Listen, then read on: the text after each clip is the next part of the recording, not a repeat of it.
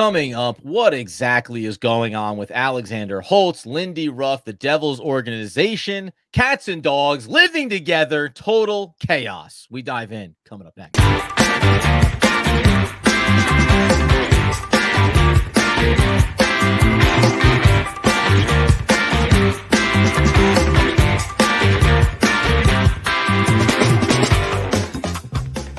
Yes, sir. It's DPL, the Devil's Puck Luck podcast, where we are your host over here, Adam Armicht, over there, Danny McDonough, Alexander Holts, topic of the day. But do you think people get the Ghostbusters reference? Do you think did you even get the Ghostbusters reference? I did, but probably like 5% of people that are watching this do, so it was good. If you don't know about William Murray, you know what I mean? I don't know what you're doing with your life. Anywho, Danny, hope you're well. Let's just get right into this. Take us away step by step. The post-game comments from Lindy Ruff, the handling of Alexander Holts in the last late game against the Montreal Canadiens, and why we find ourselves having, I think, a somewhat surprising conversation about whether or not Holtz is going to be a part of this team long term.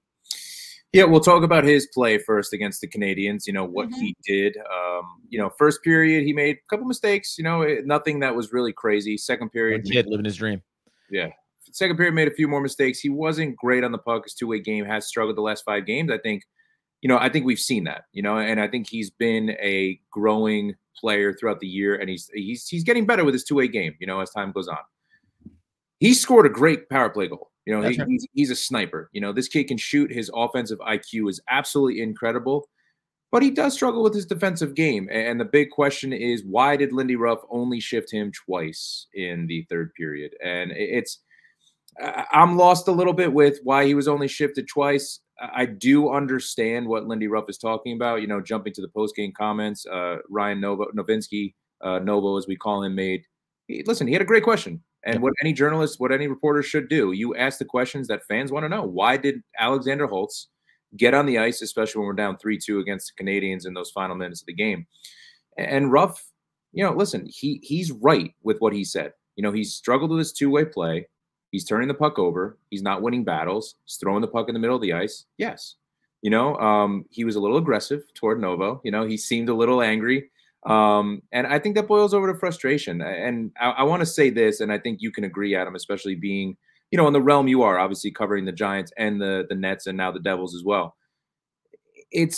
There's a mutual respect, right? Coaches respect reporters, obviously. And Novo, I think, understands why Ruff is angry, and he's not going to take this personally. It's part of the business. When the Devils are out there with the amount of injuries they have, losing to the Canadiens, a game that they know they should have won, it's going to happen, right? And these kind of situations are going to boil over, and you're going to see the fallout, via social media and via the fans freaking out that this happened, because Alexander Holtz has been that guy under the microscope since the beginning of the season. So, I agree with what Ruff said about Holtz's play. However, I'm curious to hear what you think. I think he should have been playing in the last 5 minutes rather than Bastian, try to tie this game up late. Yeah, I mean, and as far as the exchange with Novo, I really don't think that there's anything there, right? Like you said, it's frustrating. Coach is giving a response. He's given a direct answer to a direct question, right? Ask the tough question, get a tough answer. So I'm not really worried about that. When it comes to Holtz, here's the thing. I mean, I can say this about a lot of the young players for the Devils, but we consistently said this about almost everybody. Hey, you want them to develop. And I've given a lot of latitude to say Luke Hughes, right? Especially early on in last year when he was getting his taste. About, hey, he makes some bad, defensive lapses. All right, that's okay. That's okay. That's all right, buddy. Keep going out there, keep skating. And you'd like that to be applied to everybody. Now, that being said, Timo Meier got sat down earlier in the season, right? Like, Lindy Ruff, whether you agree about it inside the moment and the time in the game, and you're trying to come back, right? Like, the context is maybe a little head scratching, but I don't think Lindy Ruff cares about when he sits a guy down. It's results oriented. You scored a great goal on the power play, but these other things are happening simultaneously. And that's a boiling point. Last 5 games, last 10 games, whatever it is. And I'm going to send the message to you right now. And whether or not you agree with it, I can make the case the reason why Lindy Ruff sat down Alexander Holtz in that moment is exactly because of how big the moment was. We have a chance to come back in this game. We have a chance to maybe get a win here. We need it. We have a lot of injuries right now. And Lindy Ruff goes, yeah, and guess what? You'd probably be great out there. And you don't get the chance because right now your game is struggling. That's at least, I can at least be fine with. I can be comfortable with that. The other side of it is, what does it mean? Is it indicative of anything in terms of Holtz and his status with his team? Do you believe there is something going on behind the scenes in terms of his attitude or how Lindy Ruff views him? Or can it fall into the same category of like Lindy Ruff is old school and he wants to send a message, he's going to send it, and we can debate whether or not it's great timing or otherwise?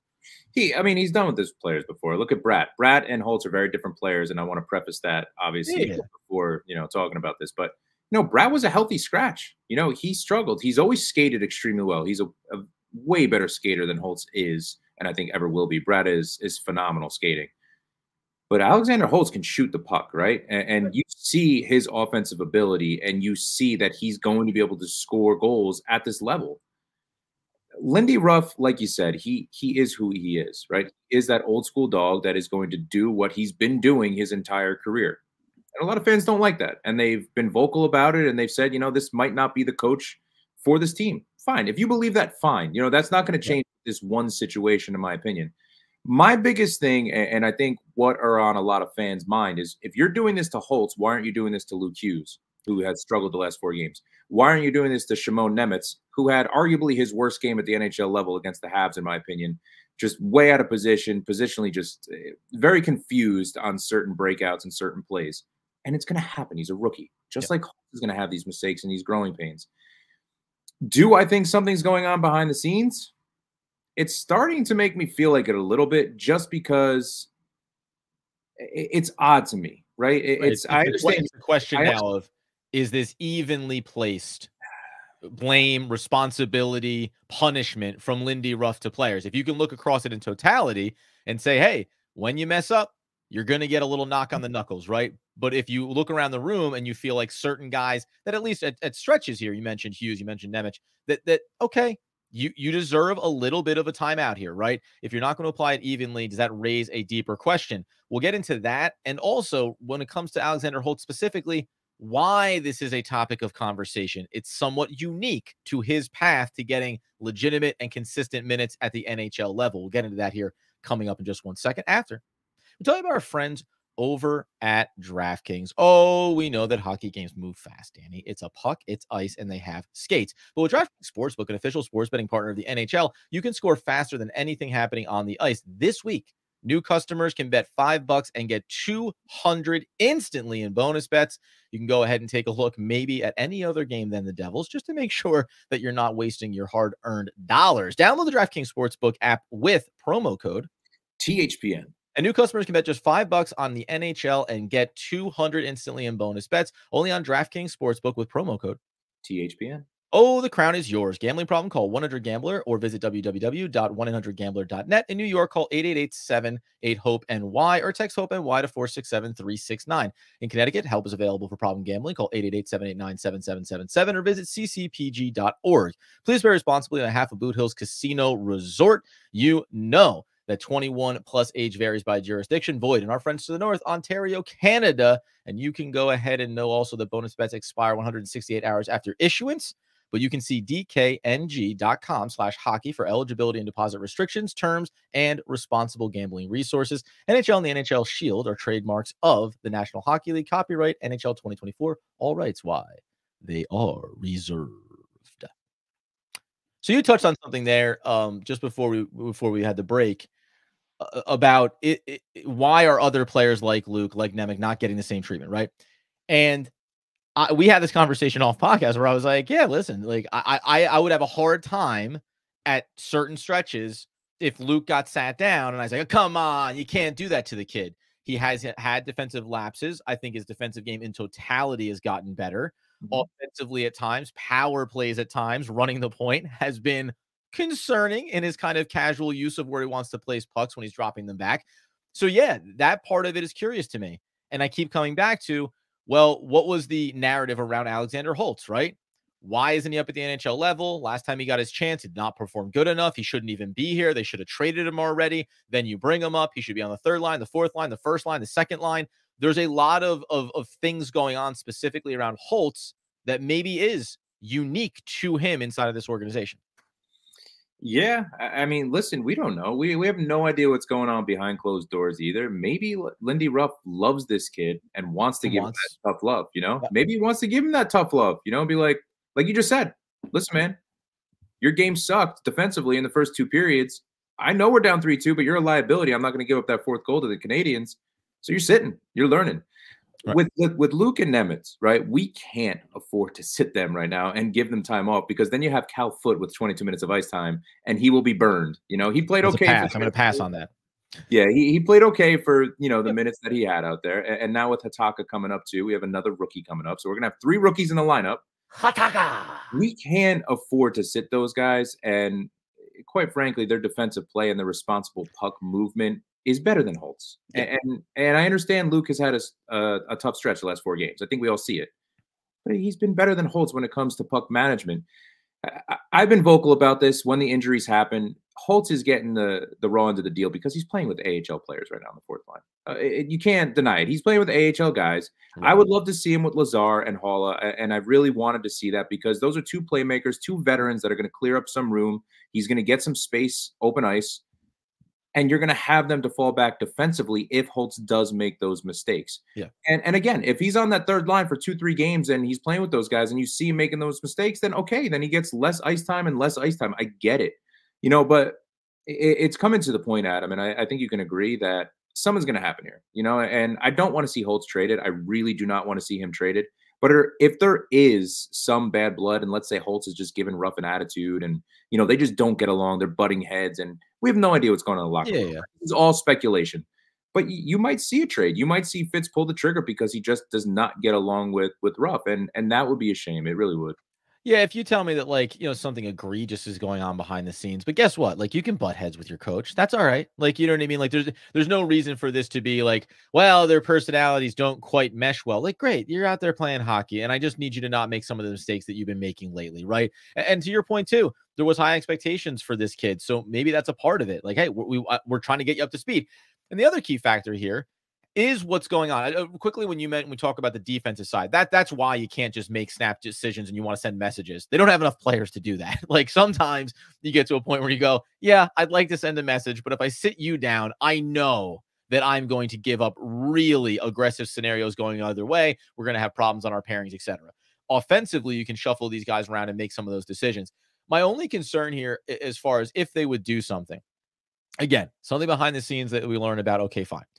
But short of that, do I need to remind everybody that Alexander Holts is tied for fourth in goals on the team? Toffoli with 16, Bratt with 16, Hughes, Jack with 15, Mercer with 13, and then Nico Hischier and Alexander Holts both have 11 goals. Alexander Holts has 10 assists. He's given you 21 points through 42 games so far this season. He matters to this team. You need him right now. If you look at this team and say, all these injuries, what's happened, right? You look at the record and wonder, are the Devils in danger? And we'll talk about injury timelines here of missing out on the playoffs potentially. Well, you trade Alexander Holts, unless you're putting together a bigger package for some player that name them right now that they're going to get, you're going to make your team worse.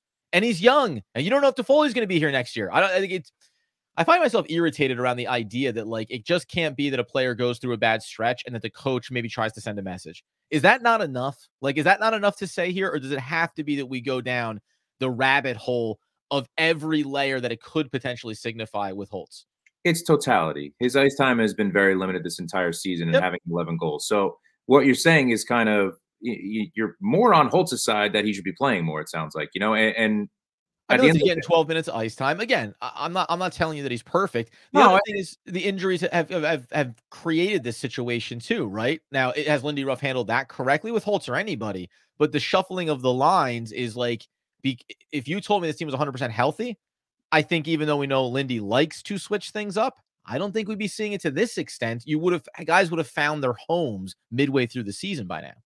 Yeah, no, I agree with you with that. I've been a defender kind of when it comes to Lindy Ruff. I've been neutral. I don't think that a lot of this is the coach's fault. I've been very neutral on it. I didn't think that Ruff ever deserved to be fired this year at all. Right.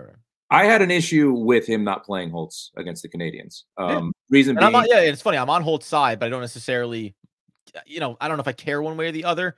But I think if you had a problem with Lindy, then it could be a problem no matter what. If you had a problem with Holtz, you can justify it that way. But for you, you're coming in with the nuance of saying, I like Holtz. I want him to be here, and I disagree with Ruff in that scenario. Yeah, you got to play him. Like this kid is. We need that offensive ability. You know, we're down 3-2. We have to win this game. You know, these were points that were so important. We would have gone from 7th to 4th in the Metro. You know, so these are 2 points that we needed, and it's really it puts us back. Now we got to win this game against Columbus. You know, this is a massive game coming up, and we struggled on back-to-backs, and we have Dallas coming in for Sergey Breland's Ring of Honor night. So you hope they pull a win out in the second half of a back-to-back. But I mean.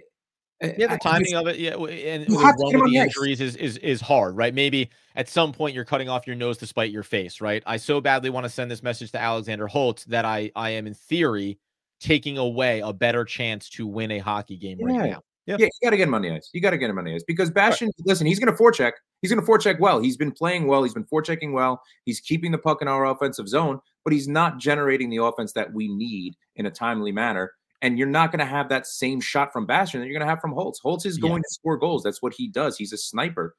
And you got to, and maybe you risk him giving up the puck in the neutral zone, and you lean on Dawes a little bit, who's played a lot better. You know what I mean? Those are things that we have to do. So I was a little fed up, you know, with Ruff's decision not to play him, to shift him only twice. I thought the question was great from Novo, you know, at the press conference, and seeing Lindy upset a little bit by it, because I think it's the same old to him. He's like, listen, I'm handling this player how I'm going to handle this player. Because Right.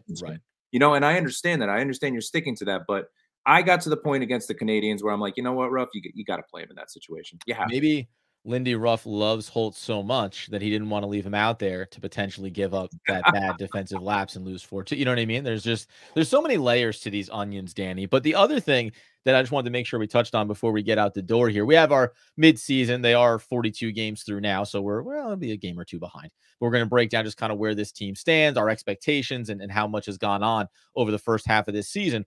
The other part of this is just that you also had retroactive injury for Brendan Smith going on to the IR back. I can't remember what date it went back to, and then bringing up Hataka to join the NHL club. I wanted to make sure we do just touch on this, and this is really the version of the season that we talked about. Well, how could things go wrong if you stack up enough injuries? And it just seems like everyone's taking their turn. Injuries are part of the game, but the Devils are really getting hit with this, and now we'll be having even younger and more youth on the defensive side of things. 3 rookies on defense. Isn't that crazy to think about with all the championship run? This is how it starts.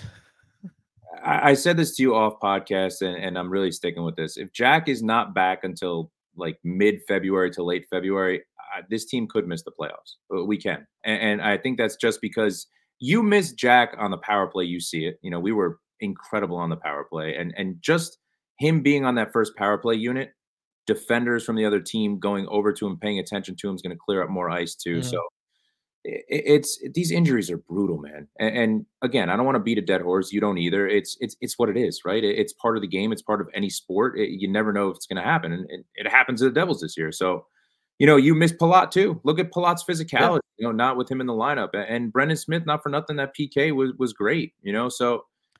Funnily enough, you knew the problem when you're talking about replacing Holtz with Bastian. Like this is what we're talking about, right? In terms of the limited, you know, selection of players. These one-to-ones don't exist anymore when you have these injuries. Yeah, and I don't want to even sit here because we've done it a bunch. We've rattled the names off of people who've been injured, players have been injured, that are injured now, we're injured. You know, the amount of games missed by star players, it's crazy. Crazy. But let's not even, then to your point, like we don't have to belabor it. We know where we're at, and we'll talk about that a little more in depth when we talk about our first half of the season. But you mentioned there about if Jack Hughes is not back, so let's just pick the date. You said mid-February. So if you're saying he's out through the LA Kings game, which is going to put another 5, we're going to drop another 10, 11 games between now and then. So if that's his timeline to return, you think the Devils miss the playoffs? Yeah, I don't think they're going to win consistently against the Golden Knights, the Carolina Hurricanes, the Colorado Avalanche, the Tampa Bay Lightning in Tampa again. I think there's a lot of they play them twice. Yeah, there's a lot. They're playing the Rangers coming up in March, I think, too, right? End of February. Yeah, they got them. I don't know, end of February 22nd. Yeah, so you hope he's at least back by then, but I think it's going to be really tough, man. This stretch is brutal. This stretch is brutal with their schedule, you know, and you know, seeing against the Canadians what happened and just not finishing and not burying pucks. You know, if Toffoli doesn't step it up, he's been bad lately. He's not scoring goals. He just looks like a different player than what we saw in the first 15 games of the year, 20 games of the year. We need him. You know, we need Bratt in a big way to carry this team as well. And we miss Dougie Hamilton. We miss Dougie Hamilton's points. You know, it's Oh yeah, for sure. we're gonna For miss sure. Siegenthaler's defensive ability to be that shutdown guy, even though he's, you know, had a tough year. You know, missing guys like that and not having a third or fourth line, in my opinion, and just having two top lines is going to be a problem. You know, and you're not going to beat these teams that are top tier teams. So, you know, the injury bug is going to get us, but I also think that it's just not being able to finish with these top guys, you know, in the lineup is going to be a real issue. But I'm hoping before the All-Star break we see Jack, and I do think we can get a wild card position. You know, if we do, and then the question becomes, you and I talk about it. Is Fitz going to make a move? You know, are we going to see trades? Are we going to be sellers? Are we going to trade to Foley? Are we going to trade, you know, pieces to get assets? It's a tough question because right now we're in that bubble, right? We're on that bubble. We're 2 points out of a wild card spot. We're not far off. We're right there. Well, and so, and then to your point, because on that note, we're talking about you look at this division right now, as you mentioned, this is kind of where I go, hey, maybe everyone take a deep breath because if you had won that game, then you would have jumped yourself up into fourth position. Now, the one thing you can think about is that when you look at this right now, the point differential, the top four right now are clear head and shoulders above everybody else. Plus 16, plus 16 for Hurricanes and Penguins, plus 10 for the Flyers, plus 20 for the Rangers at the top. And these teams have gone through their own struggles throughout the course of the season as well. Now, the one outlier that you do see for the Devils and struggling with these injuries, they're a -3 on point differential, but that is head and shoulders above everybody else, the Capitals, the Islanders, the Blue Jackets. And I think this is where, again, you look at, even just look at the record objectively, the only team that has, and they're going to have fewer overtime losses because of how many wins they have, is the Rangers. The Devils have 3 overtime losses. They have the second most losses in the division. Only the Blue Jackets have more. So there is this part of it where I think, like, what happens here in the short term without Hughes and everybody else. But we've also, at least I feel like, seen these games now, win or lose, where they are a lot tighter now, right? Like these games are going to be a little more cautious offensively. They're not going to be the same explosive team that they once were, and they're going to try to hunker down at times. Now, it hasn't worked. They're losing these games right now, but I can just see a world where if you claw by into overtime, a couple of these, win or lose, as long as you can get to that overtime session in games where you're behind, get that game tying goal, maybe play Holtz when you're behind in a game to get that game tying goal, right? I don't know how far off this is from being a team that is sniffing right on the edge and maybe trying to chase down the Penguins and the Canes, depending on how they shake out, because we know it's not like the Canes are starting to, but 48. Devils have 47 points. 3 teams ahead of them with 48, and they have 2 games in hand over the Islanders right now, too. 1 game in hand over the Canes, who have 53. Like, it just, I feel like this is somewhat prisoner of the moment because it keeps happening. Injury, injury, injury. Got to call up a guy. Don't have the right lines. A lot happening, right? 2 weeks from now, a little bit of health, get a couple of guys back. All of a sudden, it just feels different the way you look at the next 40 games. I'm gonna just rattle this off to you real quick, Adam. Ready for this? Okay. After we play the Jackets, Yes, Friday night, which is tonight. that's right. Stars, Golden Knights, Hurricanes, No problem. Lightning, Easy. All-Star break, Avalanche, Flames, Hurricanes, Kraken, Yeah. Predators in Nashville. Predators are a good team too this year. They're doing well. Kings, Flyers, Caps, Rangers. Yeah. You know, I'm rattling off, that's 11 games right there. So, right, those 11 games, can you see with the injuries that we've sustained a winning record? Honestly.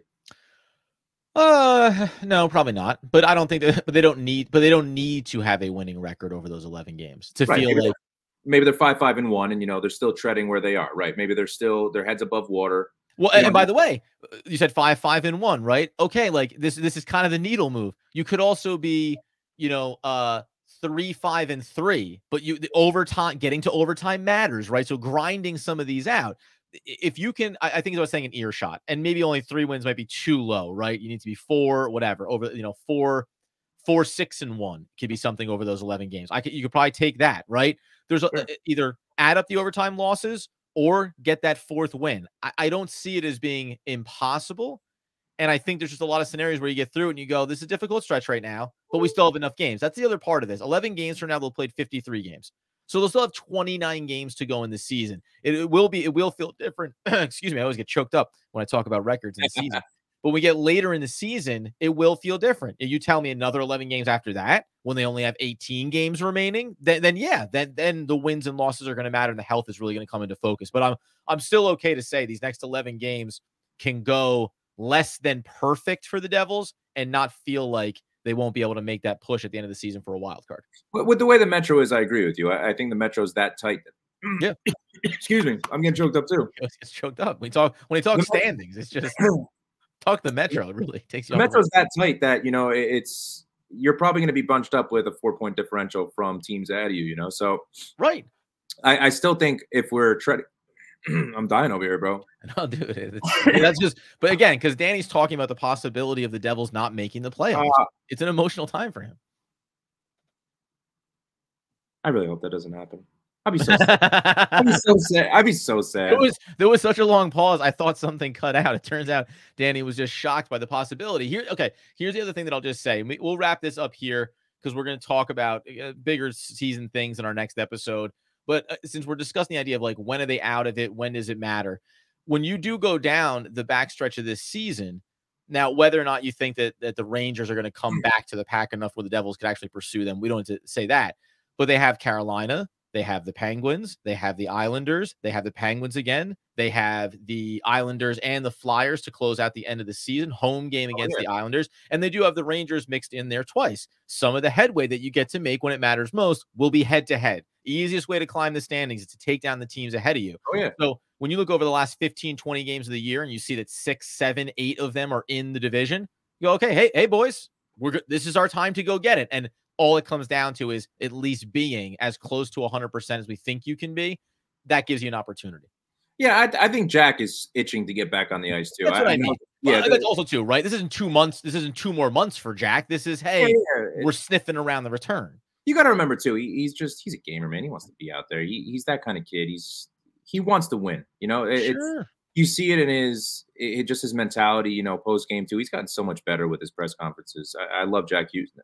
Jack Hughes now talking press conferences, but listen, I agree with you. You know, we can do a lot of things in this division still if we get healthier because we still have a lot of Metro opponents coming up. You know, so. Yeah. We got to stay confident. You know, I hope I'm wrong, even if Jack is out that long. You know, maybe I'm wrong, and maybe the Devils will still. I'm dying over here today. But when you talk about Jack and him being injured, we're going to do a bonus episode of just top 10 things about the Devils that make Danny emotional, and believe me, trimming it down to just 10 was really hard to do. No, I'm getting choked up, man. I get choked up talking about the Devils potentially missing the playoffs. It's nonsense. Listen, dude, you know why it's also going to be good because Hataka's coming up. He's going to go ahead and help anchor that defense. I do listen. He was one of the guys that I thought deserved a chance maybe to be a part of the mix of players there. Now, Colin Miller got back healthy early in the season. We know that. But hey, now Smith goes down. Hataka comes up. I like the idea of him being able to bring just some stability. That's what his identity is. It's not about flash. It's not about, being explosive on the offensive end. It's about making the right plays, being positioned correctly. And that can matter a lot when you're trying to navigate through injuries. That being the case, Dan, we're going to go ahead and tie a bow on this one. We got our season review coming up. We also have the slate over the weekend. Maybe we'll come in after the next couple of days and start to break down where they stand and looking back here at these last now 5-6 games where more losses than wins have certainly been coming. You get us, though, over on YouTube at Devils Puck Luck. You get us over on Twitter at NJDevilsPL, at Danny the Face, and at Adam Armbrecht. And then on TikTok, on Instagram, on Snapchat, and on Facebook at Devils Puck Luck. We are just socially spreading our wings. Danny, until next time, I had a quick quip, but now I lost it. So come on. You know what you need on this team? You need guys not that love to win, but that hate to lose. Ooh. That's Shoresy, baby. We'll see you next time.